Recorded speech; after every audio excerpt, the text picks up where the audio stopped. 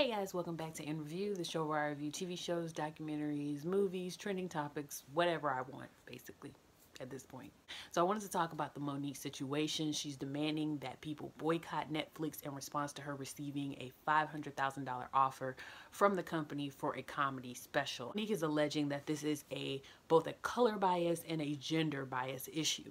She cites Amy Schumer, another famous comedian, as having received a $13 million offer in contrast to her $500,000 offers. It is worth noting that, Amy Schumer received less money than other male comedians like Dave Chappelle and some other famous names.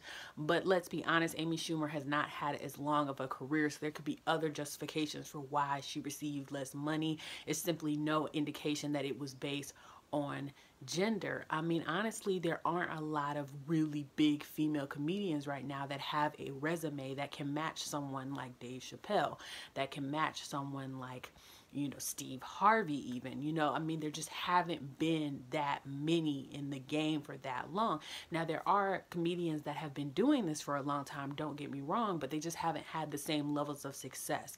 They haven't had the same record. They haven't put out multi-million-dollar movies, best-selling books, products, radio show. I mean, they just haven't had the same magnitude of success as their male counterparts have. And so it's easy in a deal situation for someone to say, well, Dave Chappelle is here. He's had a special on Comedy Central, which is still cited today as one of the best comedy shows ever.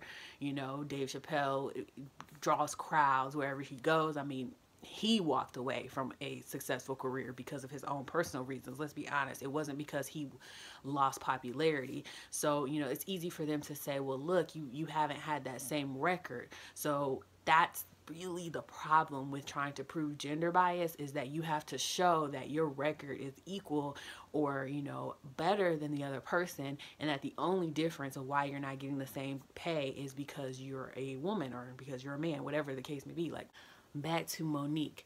Monique is saying, if I accept $500,000, then that is going to make it harder down the line for other comedians to get fair pay. And so therefore it is incumbent upon me to stand up, not only for myself, but also for future comedians of color, specifically female comedians of color, so that they can get a fair shake at the bargaining table. Couple issues with this. Monique, the reason why you are being lowballed is because they know that you don't have as much support right now. Monique alienated a lot of people when she spoke out against Lee Daniels and when she spoke out against Oprah Winfrey. Lee Daniels, not as much, but Oprah Winfrey was like, it was like blasphemy when she started speaking out against Oprah Winfrey. A lot of people like Oprah Winfrey. And for a lot of people, talking about Oprah Winfrey the way she did and the way she went about it, a lot of people just didn't like it. Now, she can stand on her high horse all she wants, on her soapbox all she wants, to talk about, oh, you didn't say that to those other women who said this, or you didn't say this, or you didn't do this. They always tell a black woman she can't. You can say whatever you want, but at the end of the day, perception a lot of times is reality. And if people perceive what you did as being inappropriate or out of line, that's going to affect the way they perceive you. And you can have your own thoughts about it, but at the end of the day, you're an entertainer. And as an entertainer, you depend on viewers, you depend on fans to fund your work. I've talked about this before with the celebrities that support Trump. They can believe in Trump all they want, they can support Trump all they want, but at the end of the day, if your fans perceive your support of Trump as a betrayal, as immoral, as whatever they perceive it, and they choose to stop buying your product that you're producing, they're not wrong for doing that. You're not wrong for having your views. They're not wrong for taking their money elsewhere. So it's the same thing with Monique. You took a stand. You felt like you were wrong by Lee Daniels. You felt like Oprah Winfrey did you wrong. You wanted to speak out about it. You got up at the Apollo Theater and did all this and said all this. Okay, fine, you had your say, but now don't be mad when people didn't agree with it and people didn't respond the way you wanted. Accept that, stand in it. Now with this Netflix negotiation, she has to understand they're bargaining from a position of how much support this series is going to get. They're bargaining from a position of how many people are going to go on Netflix and watch this. How many people are going to go on Netflix and watch Monique's comedy special. That's what they're thinking about at the end of the day. And for them, that's why they gave her the $500,000 offer. So it has nothing to do, in my opinion, with her being a woman. It has nothing to do with her being black. For me, it has to do with her decline in favor in recent years in the public's eye. Tiffany Haddish, who's becoming very famous right now, she has a lot of buzz. A lot of people like her brand of comedy. I don't think she's going to run into the same issues if she has the same resume as Monique. If she's someone who continually does good work, she's someone who's continually in a lot of comedic films, if she's someone who continues to work on her craft, if she doesn't take anybody off, I don't think she's going to have any problems getting those multi-million-dollar offers sometime in the future. Will she get a multi-million-dollar offer now? No, because she's not as widely known. She's not as widely known as Amy Schumer. She's not as widely known as Tina Fey. She's not as widely known as, some other comedians. She's just not as widely known. So no, she's not going to get a multi-million-dollar offer now, but 10 years down the road, after she's done a couple more movies, after she's done some book deals, after she's done, maybe hosted some shows, maybe done some things, shown that she can continually be funny, after she does award shows, after she does the things that comedians do that raise their profile, after she does all those things, I have no doubt that she'll get the multi-million-dollar offer. But Monique has to understand, it's not just about your resume. It's not just about what you did, what Precious was like 2011, right? It's not just what you did 7 years ago. It's kind of what you've done since, and it's kind of the audience that you're going to draw in. Now, with that being said, I feel for Monique. I really do. I think $500,000 is still too low. She does have an Oscar after all. She was a very famous comedian, still is one of the most recognizable black female comedians in the world. Monique is. You cannot take that away from her. And $500,000 just seems far too low for her reputation and what she brings. I would expect maybe 1.5 million, even though that is significantly lower than the 13 million Amy Schumer got. I would expect 1.5 million at least minimum for Monique. I mean, you got to hit that million mark.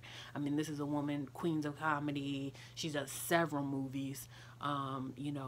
She's hosted, she's had her own TV show on BET for a while. I mean, she is a veteran, and I think she does deserve that at least. So I do support her in spirit, if you will. I do support her in theory that the offer was far too low for her prestige and for her reputation.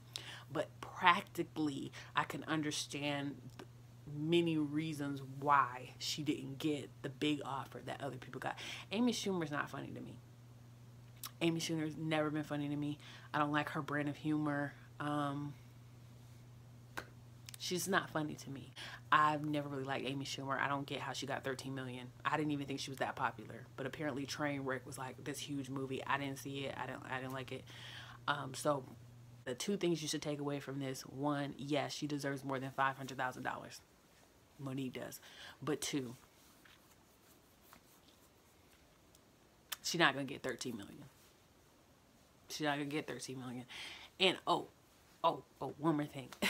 The boycott, I think, is ill-advised. Monique, no. The boycott actually is going to work against her. Let me tell you why. See, the whole reason she got $500,000, which was a lowball offer, is because Netflix is saying, look, you don't have the support. You don't have the fan base at this current time. You may have had it in the past, but you don't have the fan base at this current time to be able to justify us paying you $1 million or $2 million or whatever. That's basically what they're saying, okay? It's not based on past ability. It's based on current popularity, current profitability now.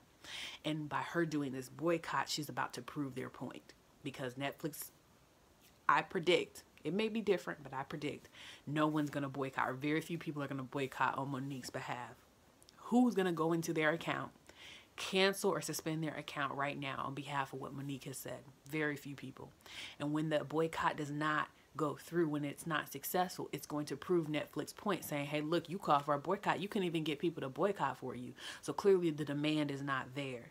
Clearly $500,000 was more than adequate for you and for your popularity and for your current standing. So it kind of plays against her doing this boycott, because it's like, people already are kind of on the fence about you. Now you're asking them to go boycott a business. And if the boycott doesn't go through, how are you then going to go back to Netflix and demand that higher offer? That only works if people boycott. Now, 3, 5, 10 million people boycott on behalf of Monique, yeah, now you're going to start to see some change. But unless she has that impact, it's not going to work in her favor. So I don't think she should have done a boycott. What should she have done? She should have said, thank you for the offer. I'll consider it right now. That's not really going to work for me. So she could have politely declined, but kept that door open, kept that bridge open for the future.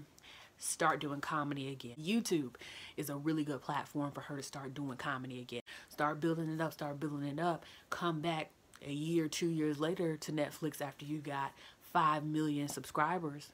10 million subscribers on YouTube after you've done a lot of funny videos and stuff like that. Now you're in business to demand that multi-million-dollar deal. I mean, you see that on Instagram now. A lot of people doing Instagram comedy, a lot of people doing Twitter comedy, a lot of people doing Facebook comedy, and now they're able to demand those huge deals just based off doing work on social media. And Monique can do that too. Monique actually has a fan base already, so all she has to do is transfer her humor to a different platform or to multiple different platforms, get that buzz back going, leave the Lee Daniels, the Oprah thing alone, leave that alone, go in a different direction, or make funny jokes about it. I think the biggest problem with her talking about it, she's not being funny with it. See, if you say it funny, if I'm laughing with you about Oprah and how they did you and all that, then I'm fine with it. But it sounds real bitter. It sounds real, I don't know. It doesn't come off well when she does it in her stand-up routine. She needs to make it funny. She needs to make it laughable. It needs to be a laughable situation that I'm going to laugh at with her, or she needs to leave it alone. That's my view on it. But anyway, build your fan base back up.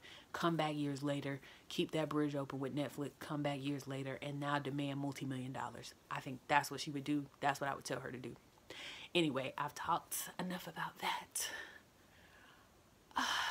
Will I make another video like this? I kind of like this format. I kind of like just chilling and talking to you guys.